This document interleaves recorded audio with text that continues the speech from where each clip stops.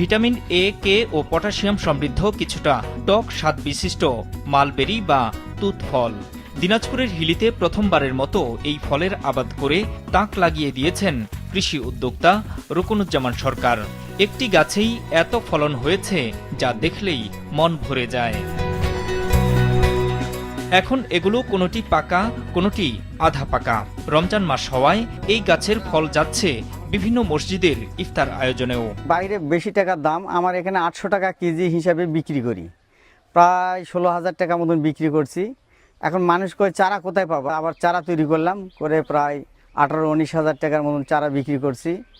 এবারও ধরছে, মানুষকে দেওয়ার জন্য আগ্রহ নিছি এবং আরও প্রায় কয়েকটা মসজিদে দিচ্ছি।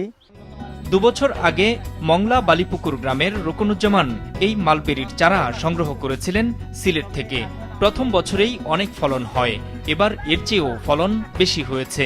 অন্তত 1.5 মণ ফল সংগ্রহ করতে পারবেন বলে আশা তার।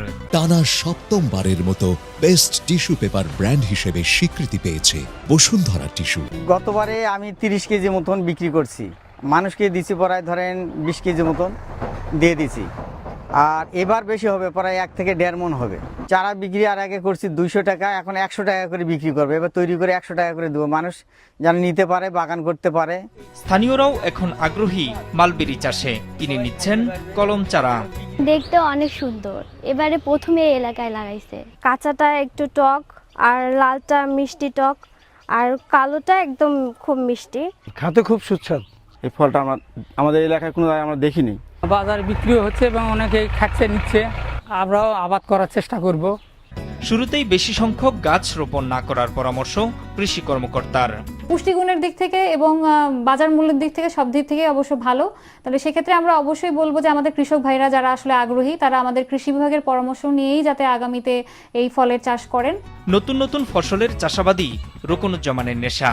এর আগে বস্তায় আদা চাষ করেও ব্যাপক সাড়া ফেলেন এই কৃষি উদ্যোক্তা।